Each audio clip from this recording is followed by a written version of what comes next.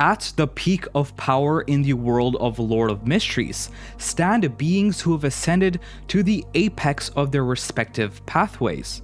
These beings are known as gods. So what even is a god within LOTM? Well, to answer that question, I will have to go into some novel spoilers, so consider yourself warned. Anyway, as I've explained in previous videos, the power system is made up of 22 distinct pathways, each containing 9 sequences ranging from sequence 9, the weakest, to sequence 1, the most powerful. But what if I told you there was a level beyond even sequence 1? That's right, sequence 0. This is the realm of the so-called true gods. So just how powerful are these beings?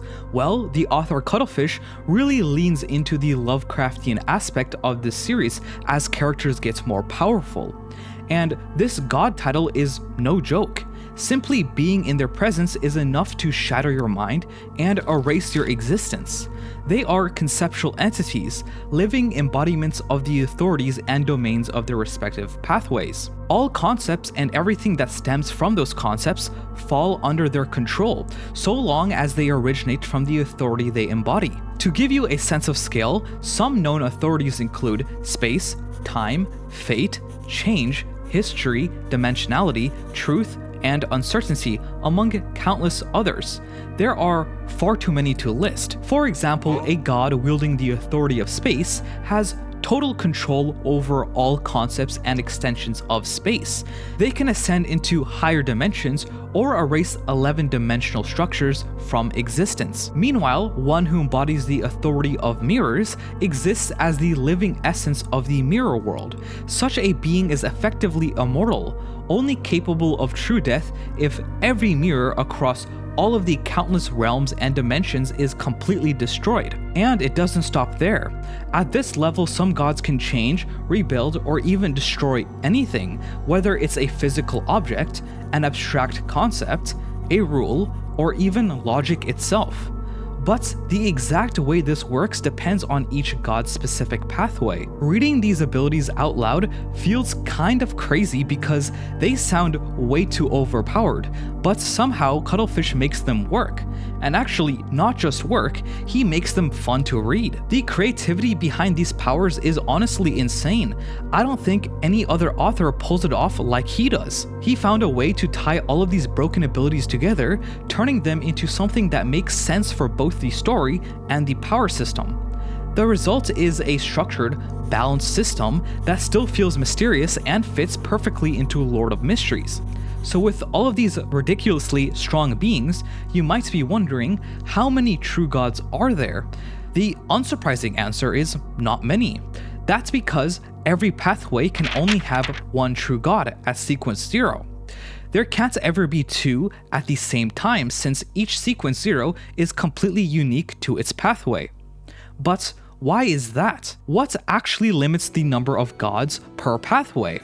Well, to reach Godhood, a Beyonder has to absorb all 3 sequence 1 Beyonder characteristics of their pathway, plus the pathway's uniqueness. That means no other angel can move past sequence 2 because there just aren't enough resources. With only 3 sequence 1 characteristics in total, it's impossible for more than one Beyonder to cross the last threshold and become a true god. And then there's the uniquenesses, which play an even bigger role. So what exactly is this uniqueness? A uniqueness is the single most important Beyonder characteristic of a pathway. It represents the pathway's authority and symbolism, and it's absolutely required for anyone who wants to reach sequence 0. As the name suggests, it's one of a kind. Only one exists for each pathway, and no ability can copy or bypass that. Most of the time, a uniqueness is something abstract or conceptual. Once someone manages to accommodate it, they don't just gain raw power, they gain the ability to reshape the very concepts and symbols tied to it. That's why true gods can alter their own pathway's powers, and even beings like Amon and Adam, born directly from a pathway's uniqueness, can do it too, though to a lesser degree. Their very bodies came from their pathway's uniqueness. It's hard to overstate just how vital the uniqueness is. Even when a uniqueness comes to life on its own, it can carry the weight and authority of a pseudo-true god, simply because of its nature. One famous example is the quasi-sequence 0 hidden sage, which is actually the uniqueness of the hermit's pathway brought to life. But there's still another step to becoming a true god. Beyond the characteristics and the uniqueness, a Beyonder also needs to complete their pathway-specific Apotheosis Ritual. This ritual is unique to each pathway and reflects its concept and identity. It's the final step from sequence 1 to sequence 0. Without it, the risk of losing control skyrockets, since the ritual is what anchors a Beyonder's mind and keeps them rational at such a high level of power. And you're probably asking yourself, why is the risk of losing control so high after reaching even sequence 0? The answer is simple. Becoming a god makes you almost completely divine. This means you're more tightly linked to the origin of your pathway, whether it's the core concept itself or an ancient being who once ruled over it. Such a connection makes you more vulnerable to corruption, both from within and from outside influences. The ritual is what keeps you balanced and prevents you from completely falling apart. Of course, the advantages of being a true god are massive. Not only can they alter their pathway's powers, they can also reshape their mythical creature forms. They gain total authority over every Beyonder in their pathway, able to suppress, empower, or even grant gifts in the form of divine bestowments. Gods can also create full divine kingdoms, domains that reflect their authorities and concepts. Inside their kingdoms, their already broken abilities become even stronger, and enemies are heavily suppressed. In A Lord of the Mysteries, fighting a true god in their own kingdom is basically suicide. Klein's last fight with Amon in Volume 8 shows just how much of an advantage it gives them. So with all of that said, who are the Sequence 0 true gods in LOTM? History shows us plenty of them, both good and evil.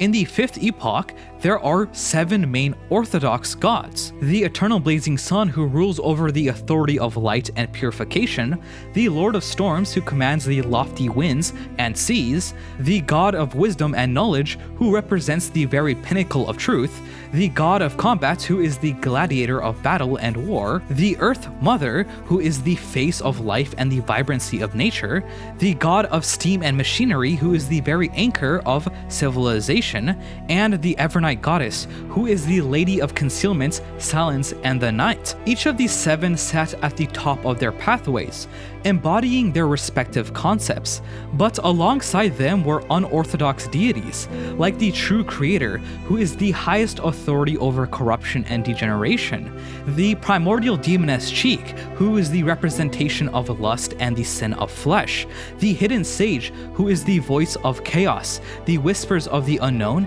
and some others like artificial death and the dark side of the universe. These evil gods represented the hanged man, demoness, hermit, death, and abyss pathways, and were also frequently shown to be in direct opposition to the Orthodox deities during the timeline of the 5th epoch. And then we have figures like Klein, Amon, and Adam, who all became at least true god near the end of the 1st book.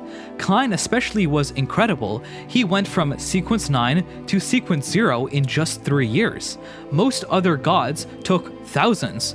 Yes, that record does get broken in the sequel, but Klein still deserves the crown for being the best protagonist ever. Anyways, if we look back even further, the 4th epoch had powerhouses like the Black Emperor Solomon, the Blood Emperor Alista Tudor, and the Night Emperor Trunsoist. And before even them, during earlier epochs, we had ancient gods such as the Underworld Emperor Solinger, the demonic wolf Phlegaria, Elf King Sonai Arthurim, and Giant King Armor. Some of these entities weren't exactly normal sequence zeros, but they still reigned supreme at the peak of their pathways. And power scaling wise, to put it into perspective, a single sequence 0 True God could wipe out 99% of your favorite anime or light novel universes. The scale of their power and the cosmology behind them is on a completely different level compared to most series out there. I can't wait to get 20 comments saying Goku solos. No, he doesn't. He loses and dies instantly as soon as he glances at any god from Lord of Mysteries. In any case, this wraps up today's video. Make sure to leave a like, subscribe, and comment about what video you want next. Also, since the Lord of Mysteries dongo is ending soon, and viewership will probably slow down, I'm thinking about covering some of the new seasonal anime as well, so let me know what you guys think about this idea in the comments.